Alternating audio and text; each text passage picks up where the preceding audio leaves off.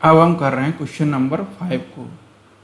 अब हम कर रहे हैं क्वेश्चन नंबर 5 को, और ये क्वेश्चन है कंपाउंड इंटरेस्ट का। अगर आपको ये क्वेश्चन समझ में आ जाता है तो आपको ये मान के चलेंगे कंपाउंड, आप मान के चलेंगे SI एंड CI के अंदर आपको फिर सारे क्वेश्चन बन जाएंगे, आपको कोई डाउट नहीं होने वाला है, क्योंकि ये क्वेश्चन काफ़ी अच्छा क्वेश्चन है। इस क्वेश्चन से आपको काफ़ी ज़्यादा कंसेप्ट सीखने को मिलने वाले हैं। ठीक है, तो मैं क्वेश्चन को रीड कर रहा हूँ पहले। Find the compound interest on 1000 rupees at a rate of 20% per annum for 18 months when the interest is compounded half yearly। ठीक है, find the compound interest on 1000, हमको कंपाउंड इंटरेस्ट की वैल्यू बतानी है। उसका मूल दिया है 1000 रुपया, रेट दी है 20% पर एनम फॉर 18 मंथ, महीने दिए हैं 18। व्हेन द इंटरेस्ट, जब ब्याज काउंट होगा कंपाउंडेड हाफ ईयरली। अब यहाँ पे वो बोल रहा है कि when the interest is compounded half yearly. याद करेंगे मैंने आपको 3 फॉर्मूले बताए थे। एक फॉर्मूला था ईयरली जब ब्याज काउंट होगा, दूसरा बताया था हाफ ईयरली वाला, और तीसरा बताया था मैंने आपको क्वार्टरली वाला। और मैंने आपसे बोला था कि आप इन फॉर्मूलों को अभी याद कर लो, जब क्वेश्चन आएगा तो मैं आपको समझा दूंगा कि इन फॉर्मूलों का मीनिंग क्या है। अब वो टाइम आ गया है कि हम लोग सबसे पहले फॉर्मूले को लिखें, उसके बाद हम लोग समझें कि एक्चुअल में इन फॉर्मूलों का मीनिंग क्या है। ठीक है, तो सबसे पहले तो मैं जो CI का जो फॉर्मूला था कंपाउंडेड हाफ ईयरली वाला, वो यहाँ पर लिखता हूँ। P ब्रैकेट में 1 + R/2 डिवाइड बाई 100 की पावर 2 × T माइनस P। अब देखो यहाँ पे R की वैल्यू हमने कर दी R/2, R की वैल्यू हमने R/2 कर दी। इसका मतलब क्या है, पहले तो हम ये मतलब को समझते हैं। उसने दिया है कि ब्याज है 20% पर एनम। उसने हमको ब्याज या फिर उसने हमको दर दी है, वार्षिक दर दी है उसने हमको पर एनम या पर ईयर। और वो हमसे पूछ रहा है कि हमको जो ब्याज काउंट करना है वो 6 महीने के अंतराल पर हमको काउंट करना है। हाफ ईयरली का मतलब होता है 6 महीने के अंतराल पर। अगर वो हमसे बोलता कि हमको इंटरेस्ट काउंट करना है ईयरली, तो फिर हम डायरेक्ट 20% रखते, और जो हमारा मेन वाला जो फॉर्मूला है जिसके ऊपर T होता है, यहाँ पे R होता है, हम वो लगाते। लेकिन उसने हमसे बोला है कि हमको जो ब्याज है वो काउंट करनी है हाफ ईयरली। तो सबसे पहले तो इस केस के अंदर हमको अपनी जो रेट है उसको हमको 6 मंथ में कन्वर्ट करना पड़ेगा। हमको उसकी रेट को 6 मंथ की रेट में कन्वर्ट करना पड़ेगा। उसके लिए हमको, ये तो हमारी वार्षिक दर है, तो हमको 6 महीने की दर निकालनी है, मतलब हमको आधा साल की रेट निकालनी है। तो उसके लिए हमने R को R/2 कर दिया। अगर वो बोलता क्वार्टरली तो R को हम लोग R/4 कर देते, और जो 2 है इसकी जगह पे हम लोग 4 लिखते।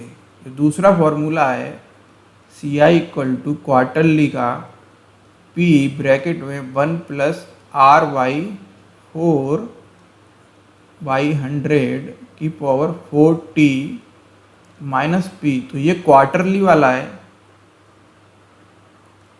समझना मेरी बात को, मैं क्या बताने जा रहा हूँ। अगर आपको ये बातें समझ में आ गई तो फिर आप क्वेश्चनों में ईजिली आप क्वेश्चन के अंदर फॉर्मूले पुट कर पाओगे। यहाँ पे R/4 लिया है क्योंकि यहाँ पे बात हो रही है क्वार्टरली की, और यहाँ पे बात हो रही है हाफ ईयरली की। इंटरेस्ट को कंपाउंडेड किया गया है हाफ ईयरली।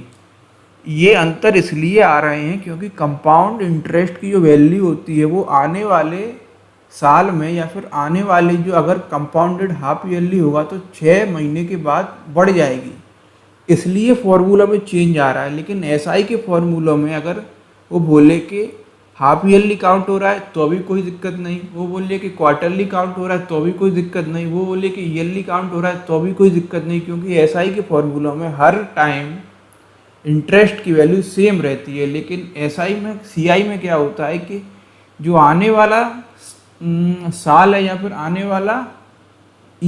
आने वाला जो पिछले वाले पार्ट से जो नया वाला पार्ट आएगा जिसका कि हम सीआई काउंट करेंगे तो उसकी वैल्यू हमेशा ज़्यादा होगी, मतलब सेकंड पार्ट की फर्स्ट वाले से वैल्यू ज़्यादा होगी। मतलब कि अगर हम बोल दें मोटी भाषा में सेकंड ईयर की जो इंटरेस्ट की वैल्यू होगी वो फर्स्ट ईयर के इंटरेस्ट की वैल्यू से हमेशा ज़्यादा रहती है, किसमें, सीआई में। लेकिन यहाँ पे कंपाउंडेड हाफ ईयरली है तो हम बोलेंगे 6 महीने, जो पहले वाले 6 महीने होंगे उनकी वैल्यू इंटरेस्ट की, और जो इससे आने वाला महीना होगा, अगले 6 महीने होंगे आने वाले, तो उसकी इंटरेस्ट की वैल्यू पिछले वाले 6 महीने की इंटरेस्ट की वैल्यू के कम होगी। तो इसलिए ये फॉर्मूला में अंतर आ रहा है।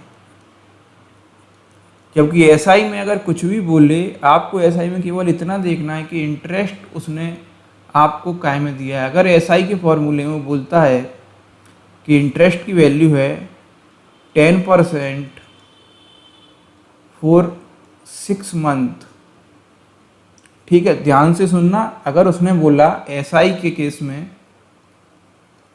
कि इंटरेस्ट की वैल्यू है 10% फॉर 6 मंथ, और उसने बोला कि हमको कंपाउंडेड करना है ईयरली में, जैसा कि नॉर्मली वो बोलता है, ठीक है, तो हमको रेट के अंदर, एसआई के रेट के अंदर 10 इंटू 2 करना पड़ेगा, क्योंकि जो उसने ये रेट दी है ये 6 महीने की है,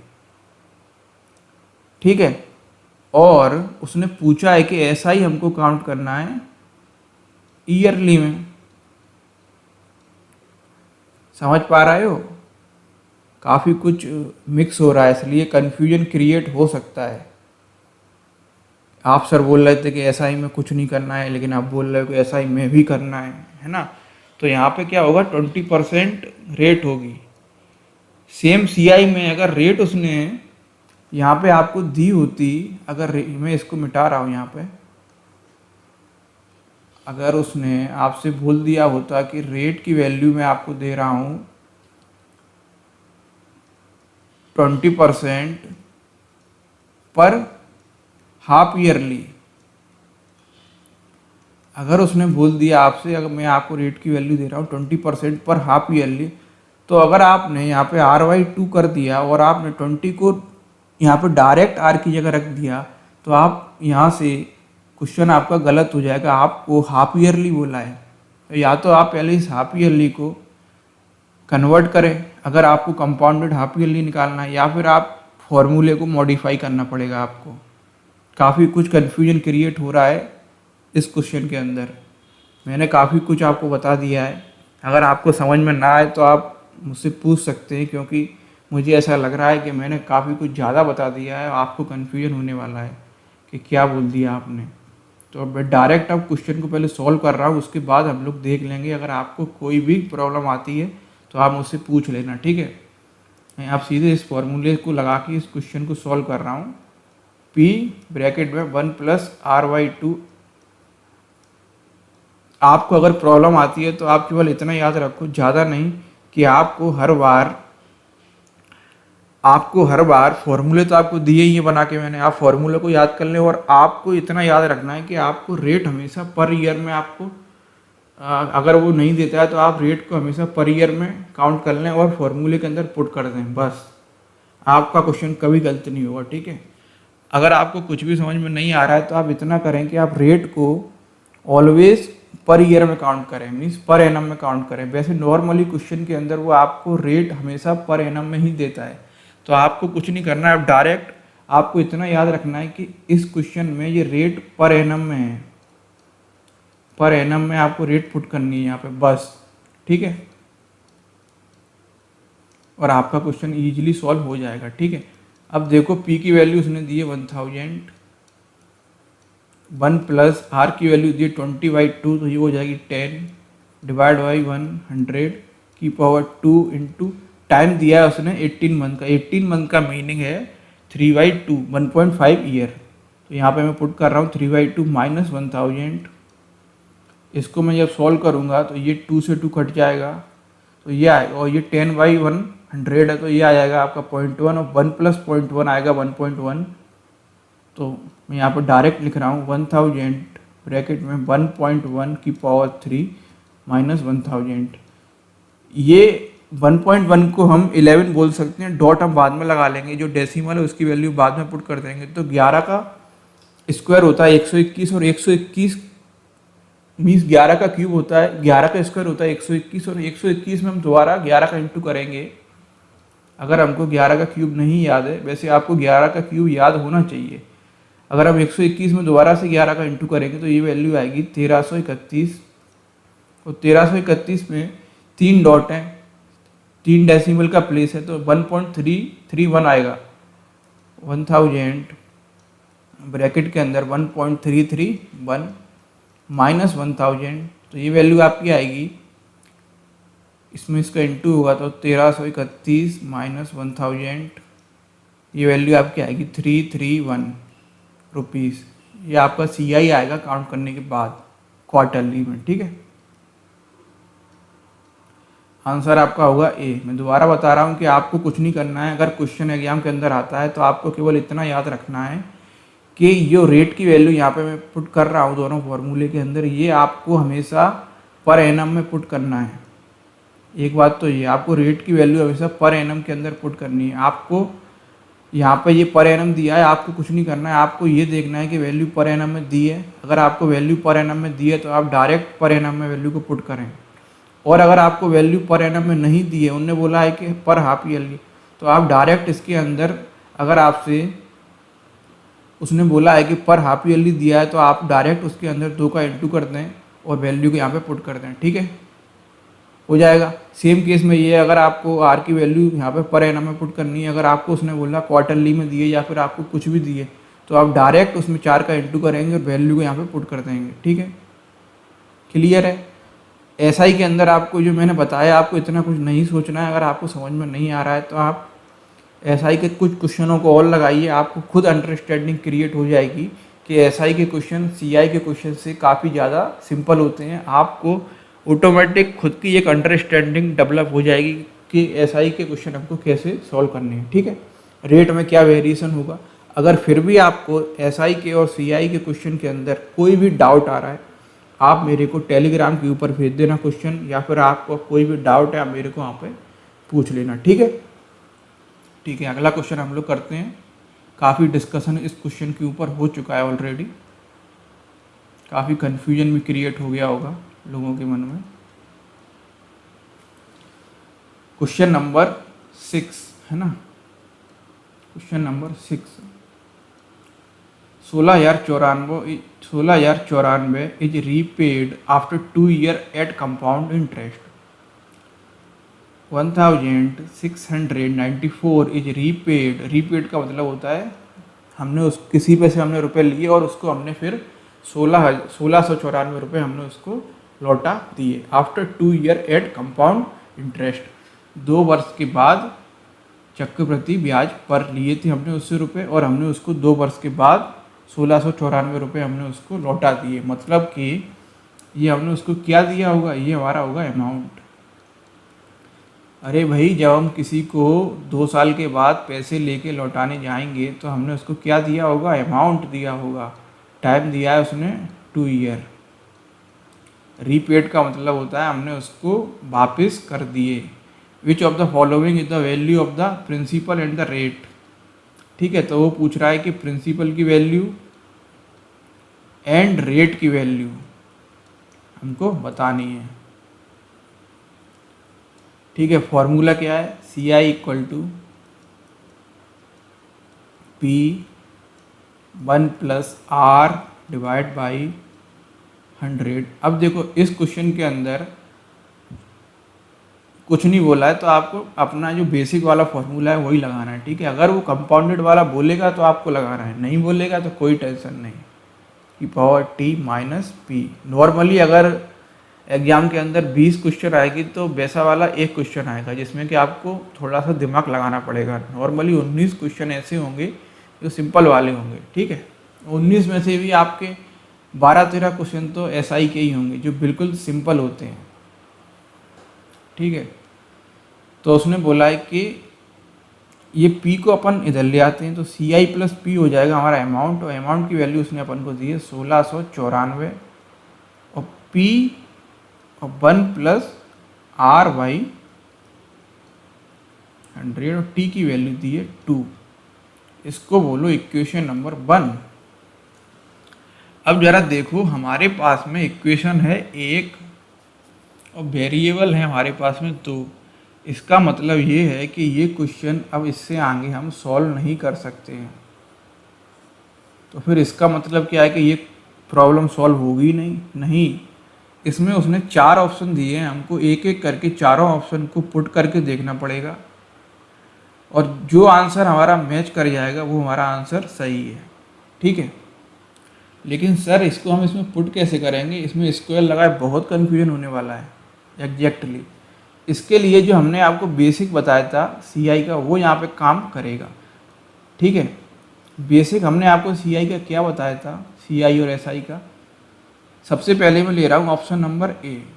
प्रिंसिपल कितना है 1200 रुपया, रेट कितनी है 20%, लिया कितने के लिए हमने 2 ईयर के लिए। अब देखो मैं पहले साल का ब्याज काउंट कर रहा हूँ, तो 1200 रुपये का जो पहले साल पे ब्याज होगा 1200 रुपये का 20% से पहले साल पे जो ब्याज होगा वो हमारा होगा 12 दूनी 24 240 रुपये। ठीक है, ये हमारा होगा फर्स्ट ईयर में। अब हम काउंट कर रहे हैं सेकेंड ईयर का। 1200 रुपये का अगेन 20% से कितना ब्याज होगा 240 रुपये सेकेंड ईयर का, प्लस जो फर्स्ट ईयर का ब्याज तो 240 का जो 20% होगा वो हमारा होगा 48 रुपया, है ना।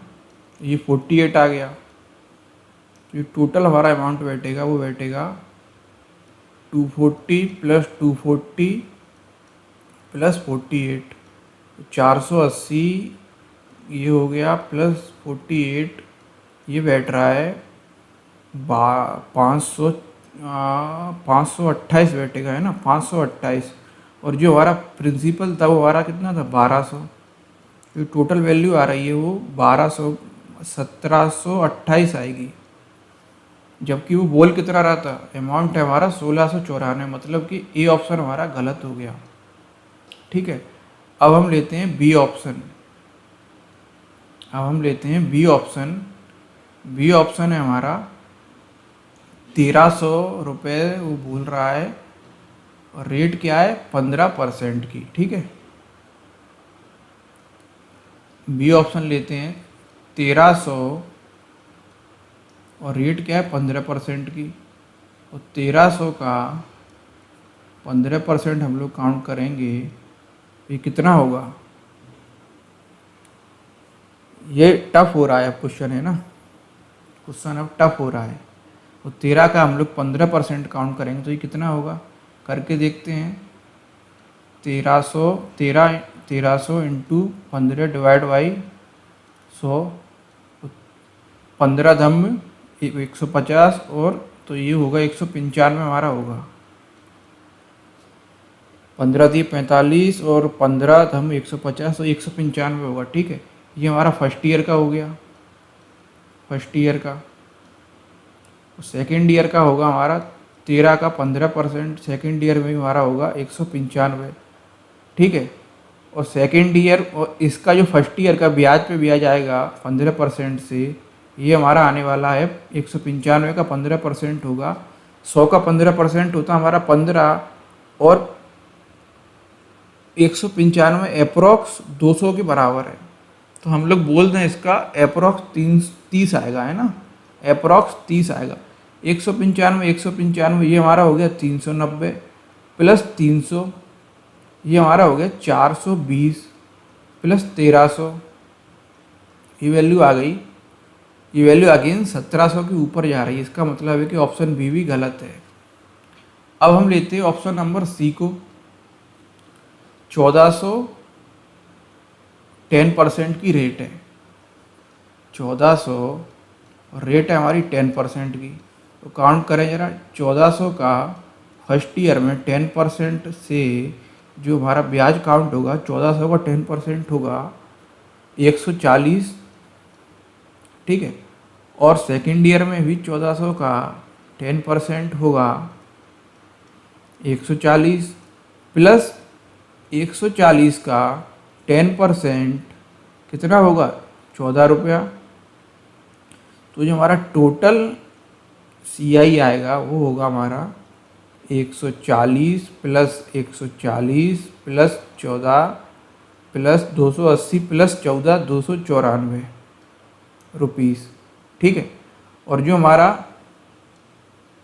प्रिंसिपल था वो हमारा था 1400 रुपया प्लस 294, ये मैच कर गया लग रहा है मेरे को। 294 और 1400 1694, तो इसका आंसर होगा सी 1694 रुपये। इसका आंसर होगा सी। अगर आप इस क्वेश्चन को फॉर्मूला लगा के सॉल्व करोगे तो हो सकता है एग्जाम के अंदर आपको ये प्रॉब्लम सॉल्व ना ही कर पाओ आप, क्योंकि इसके ऊपर आ गया स्क्वायर और आप इसके अंदर जब रेट की वैल्यू को डालोगे तो आपको दो वेरिएबल तो आपके पास में वैसे ही हैं, फिर आप यहाँ से क्रॉस चेक करोगे, यहाँ भी आपको चेक करना पड़ेगा क्योंकि ये आपका सॉल्व तो होगा नहीं। ये इक्वेशन में दो वेरिएबल हैं और इक्वेशन है एक, तो ये सॉल्व तो वैसे भी नहीं होगा। यहाँ पे आप आंसरों को एक एक करके इसके अंदर पुट करोगे और फिर आप उसका स्क्वायर करोगे, फिर आप उसका इंटू करोगे, है ना। लेकिन अगर आप बेसिक वाले मेथड से करने जाओगे क्वेश्चन को तो आपको 1 मिनट के अंदर आपका आंसर आने की प्रोबेबिलिटी रहेगी। वो तो हमारा ऑप्शन सी आया। अगर हम डायरेक्ट अगर कहीं ऐसा होता कि पहले वाले में ही आंसर आ जाता तो फिर हमको चेक करना ही नहीं है आगे वाले क्वेश्चन आगे वाले आंसर। लेकिन हमारा आंसर आया तीसरे वाले अटेम्प्ट में, ए वाला गलत हो गया, बी वाला भी गलत हो गया, सी वाला हमारा सही बैठा। तो जो मैंने आपको बेसिक बताया है CI का और SI का काउंट करने का, वो बेसिक आपको अगर अंडरस्टैंडिंग क्रिएट हो जाएगी तो आप इस प्रॉब्लम को बेसिक से भी सॉल्व कर सकते हैं, ठीक है। ये मैं बोलूँगा कि एक गुड क्वेश्चन है, कंसेप्चुअल क्वेश्चन है, ये कंसेप्चुअल क्वेश्चन है और ये क्वेश्चन बिना ऑप्शन के सॉल्व नहीं होगा। ये क्वेश्चन बिना ऑप्शन के सॉल्व नहीं होगा, ऑप्शन से सॉल्व होगा ये क्वेश्चन, ठीक है। कंसेप्चुअल क्वेश्चन है ये। मैंने जितने भी क्वेश्चन डाले हैं आपके लिए प्रैक्टिस कराने के लिए, वो सारे क्वेश्चन मैंने यूनिक क्वेश्चन में लेके आया हूँ। ऐसा नहीं है कि मैंने क्वेश्चन कहीं से उठा लिया और पटक दिया। मेरे को मालूम है कौन सा क्वेश्चन मेरे को कराना है और कौन सा क्वेश्चन मेरे को नहीं कराना है, जिससे कि आपके कंसेप्ट बिल्ड हो, ठीक है। अब हम क्वेश्चन नंबर 7 कर रहे हैं। A sum of money placed at compound interest double itself in 3 years. In how many years will it amount to 8 times itself? A sum of money placed, एक money है, सम ऑफ मनी है, उसको हमने compound interest में डाला, चक्रवृद्धि ब्याज की बात कर रहा है वो, और वो मनी डबल हो जाती है खुद के 3 वर्ष में। खुद के वो मनी डबल हो जाती है, खुद के मनी डबल हो जाती है 3 वर्ष में। तो वो पूछ रहा है in how many years will it amount to 8 times itself. तो वो पूछ रहा है कितने वर्षों में वो मनी खुद की 8 गुना हो जाएगी, कितने वर्षों में मनी खुद की 8 गुना हो जाएगी। तो वो बोल रहा है, मान लेते हैं कि जो प्रिंसिपल जो मनी है हमारी वो है x, और वो बोल रहा है कि 3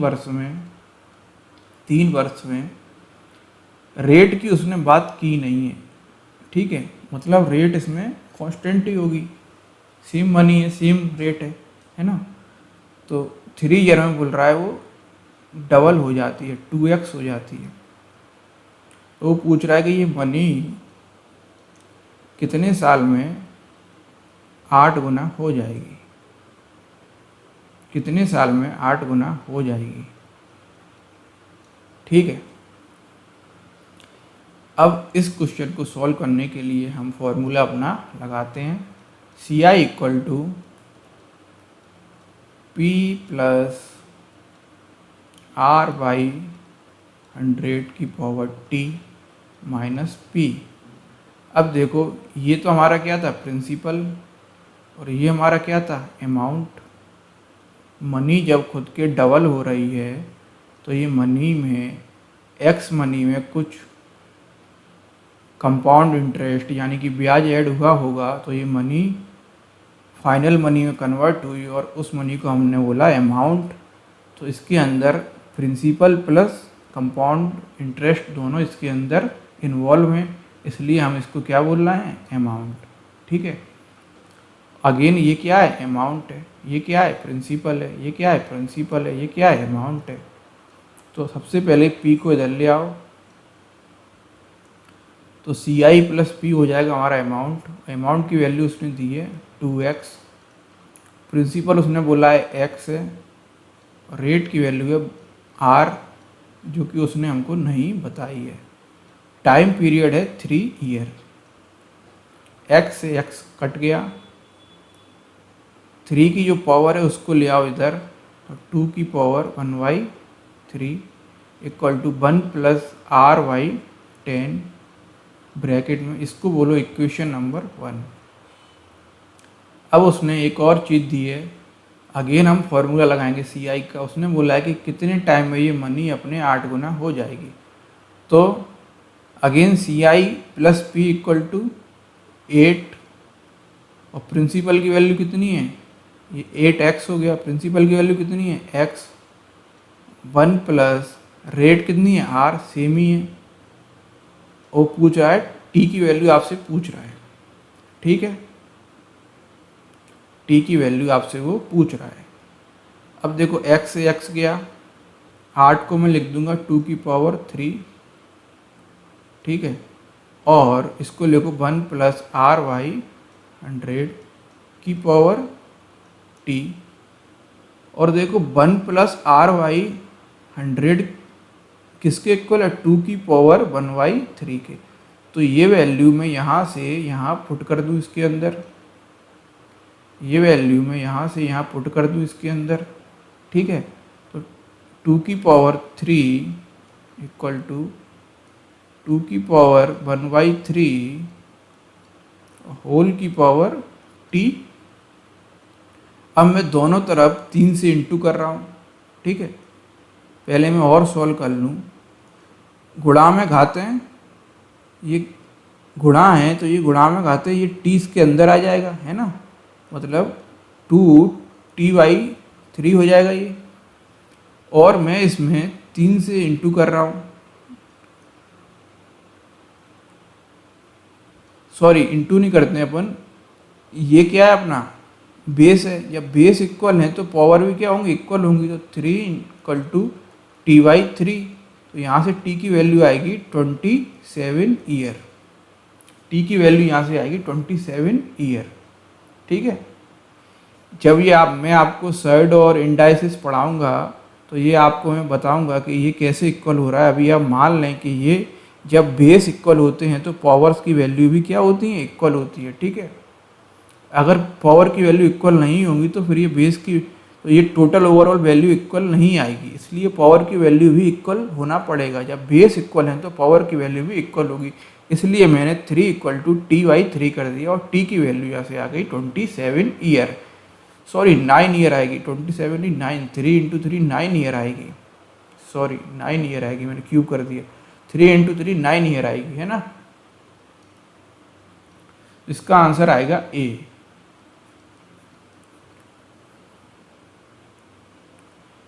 अच्छा क्वेश्चन है ये भी।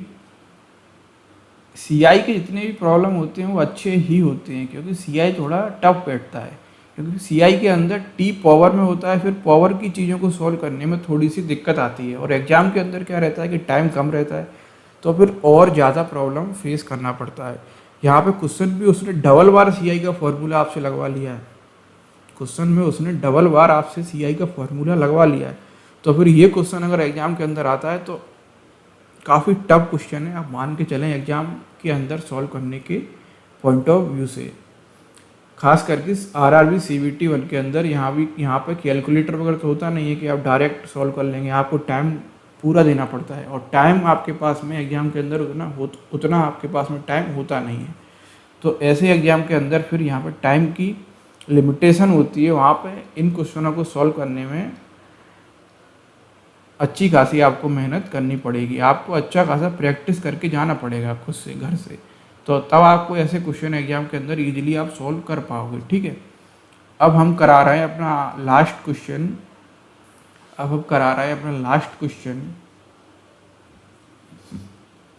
SBI lends 1331 to the Tata group at a compound interest. Lend का मतलब होता है देना। तो SBI ने टाटा ग्रुप को, टाटा की कंपनी है टाटा ग्रुप, उसको 1331 रुपये दिए। इसका मतलब है ये वैल्यू क्या हो गई, प्रिंसिपल दिए, ठीक है, at a compound interest and got 1728, और उसने लिए आफ्टर 3 ईयर। ये क्या हो गया, अमाउंट बोल रहा है ना, एंड गॉट 1728 आफ्टर 3 ईयर, है ना। What is the rate of interest charged if the interest is compounded annually. देखिए उसने यहाँ पे डायरेक्ट बोला है कि इंटरेस्ट इज कंपाउंडेड एनुअली, और रेट की वैल्यू क्या है, रेट की वैल्यू उसने हमसे पूछी है, ठीक है। अब इसको हम सॉल्व करते हैं, देखते हैं क्या होता है। CI equal to P bracket में 1 प्लस R बाई 100 की power T minus P। P इधर जाएगा तो ये CI प्लस P हो जाएगा हमारा टोटल अमाउंट। इसकी वैल्यू उसने दी है 1728, इक्वल टू प्रिंसिपल की वैल्यू उसने दी है 1331, 1 प्लस R की वैल्यू उसने हमसे पूछी है डिवाइड बाई 100, और T की वैल्यू उसने हमको दी 3 ईयर। इसको हम इसके नीचे लेके आते हैं तो 1728 divide by 1331 equal to 1 plus R by 100 की पावर 3। लेकिन ये क्वेश्चन अब सॉल्व होगा कैसे एग्जाम के अंदर, प्रॉब्लम ये है। ये क्वेश्चन एग्जाम हॉल के अंदर अब सॉल्व कैसे होगा, क्योंकि ये आपका आ रहा है, ऐसी वैल्यू आपकी निकल के आ रही है जो आप सॉल्व करेंगे और फिर उसका आप क्यूब रूट लेंगे। अब मेरे हिसाब से ऐसे क्वेश्चन अगर एग्जाम के अंदर आपको दिखें तो आप ऐसे क्वेश्चनों को, ऑल दो आपको स्टार्टिंग में तो मालूम नहीं चलेगा कि सॉल्व करना है कि नहीं करना है, लेकिन जब आप यहाँ तक आ जाओगे तब आपको ये मालूम पड़ेगा कि ये क्वेश्चन मेरे को सॉल्व नहीं करना, क्योंकि ये क्वेश्चन अब सॉल्व नहीं होगा। मेरे को मालूम था कि ये क्वेश्चन सॉल्व नहीं होगा, लेकिन मैंने ऐसे क्वेश्चन को जानबूझ के सेट में डाला है ताकि आपको अंडरस्टैंडिंग डेवलप हो सके कि क्वेश्चन एग्जाम के अंदर ऐसे भी आते हैं जो क्वेश्चन शायद सॉल्व ना हो सके। क्वेश्चन तो सॉल्व होगा, लेकिन एग्जाम के अंदर अगर आप इस क्वेश्चन को सॉल्व करेंगे बिना कैलकुलेटर के, आपको सॉल्व करना पड़ेगा, तो आपको बहुत ज़्यादा टाइम लग जाएगा ऐसे क्वेश्चन को सॉल्व करने में।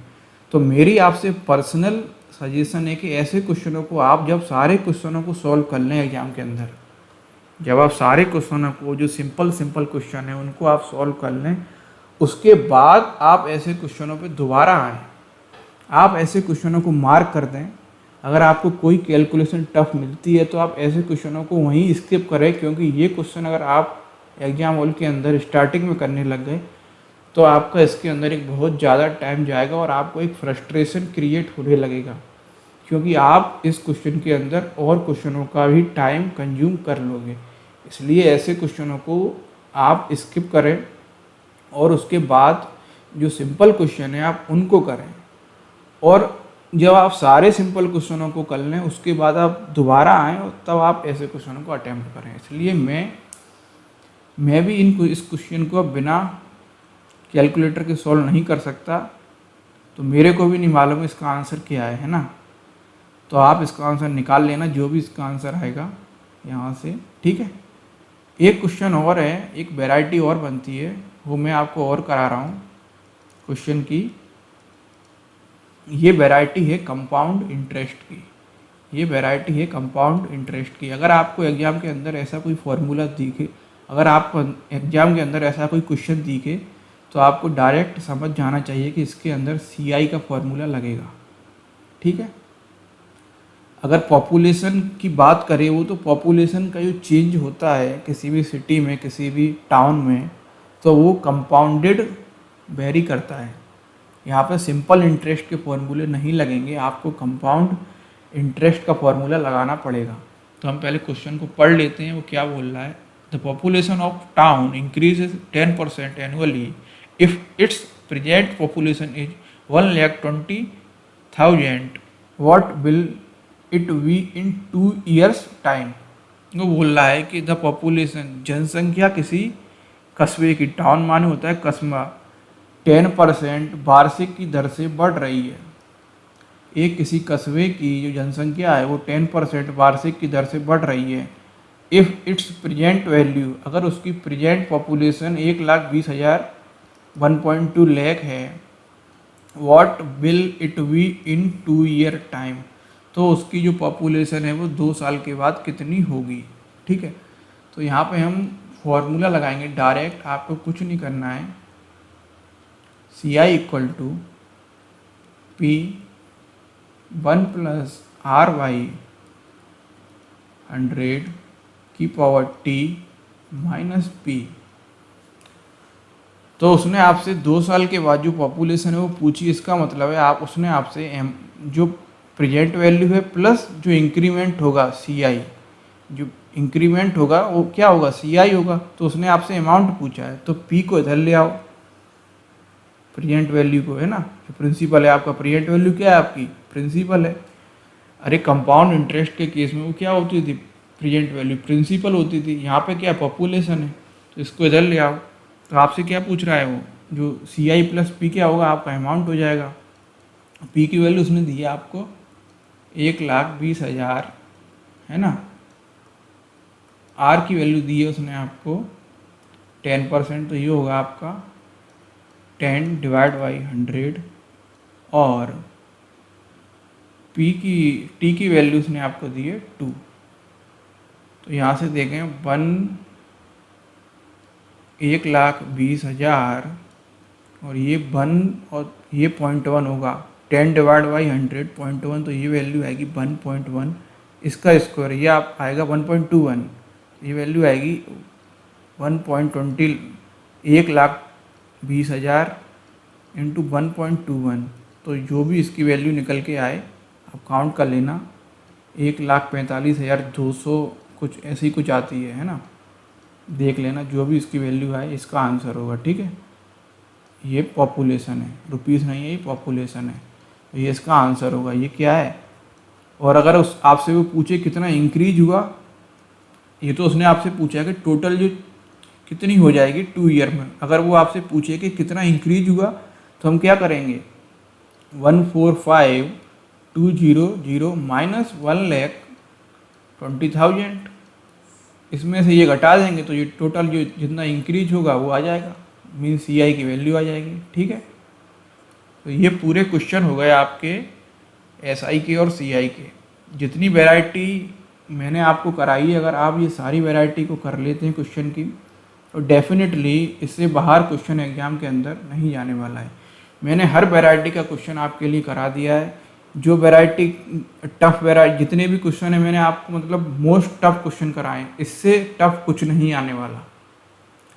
SI एंड CI के अंदर इससे टफ एग्जाम के अंदर कुछ नहीं आने वाला। जितने भी टफ प्रॉब्लम थी, जितने भी हार्ड क्वेश्चन थे, बेसिक से लेके एडवांस लेवल तक मैंने आपको सारे क्वेश्चन करा दिए हैं। इससे टफ कुछ नहीं आएगा, इससे बेसिक कुछ नहीं आएगा। अगर आपको ये पूरा समझ में आ जाता है तो आप मान के चल सकते हैं कि SI और CI आपका अच्छे से कवर हो चुका है। जो लोग इसी टॉपिक को 8 दिन में 20 दिन में कराते हैं यूट्यूब के ऊपर बहुत से लोग, तो फिर तो खींचने वाली बात है, आप कितना भी टॉपिक को खींचते रहें। लेकिन जो रियल जो टॉपिक का जो सेंस है वो मैंने आपको पूरा बता दिया। और वो टॉपिक जितना मैंने आपको एक वीडियो के अंदर जितना मैंने आपको थ्योरी पढ़ाया उतनी ही थ्योरी है एक्चुअली, उससे ज़्यादा कुछ थ्योरी है ही नहीं है जो मैं आपको बताऊंगा। बताने को तो कुछ भी बताते रहो, एक के अलग अलग फार्मूले बना के लिखते रहो, लेकिन जो बेसिक फार्मूले हैं, जो एक्चुअल में जो फार्मूले हैं वो मैंने आपको बताए। और ज़्यादा फॉर्मूले में याद करवाता नहीं हूँ, बेसिक में आपको ये बताता हूँ पूरा कि आप बेसिक से क्वेश्चन को सॉल्व करें, जनरल अंडरस्टैंडिंग क्रिएट करने की कोशिश करें। जनरल अंडरस्टैंडिंग क्रिएट कैसे होगी, उसका जनरल अंडरस्टैंडिंग तभी क्रिएट होगी जब आप ज़्यादा से ज़्यादा क्वेश्चनों को लगाएंगे, और क्वेश्चनों को केवल लगाएंगे नहीं, क्वेश्चनों के अंदर की जो थॉट प्रोसेस है, क्वेश्चन के अंदर क्या बोल रहा है वो, क्या करना है हमको, अगर आप ये चीज़ें समझ रहे हो तो आप क्वेश्चन लगाने के साथ साथ आपके अंदर एक कंसेप्ट बिल्डिंग भी आपके अंदर हो रहा है।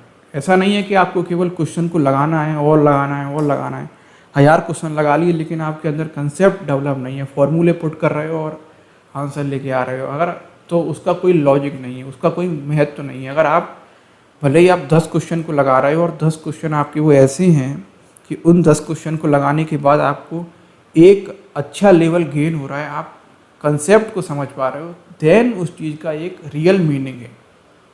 वरना आप 1000 क्वेश्चन लगा लें, लेकिन अगर आपको क्वेश्चन के पीछे की जो रियल मीनिंग है, जो रियल कंसेप्ट है, अगर आपको वो समझ में नहीं आ रहा है तो आप कितने भी क्वेश्चन लगा लें, एग्जाम के अंदर न्यू क्वेश्चन आने वाला है, अगर आपको कंसेप्ट नहीं बन रहा है तो आप वो क्वेश्चन को फिर आप उस क्वेश्चन के अंदर अगेन अटक जाएंगे।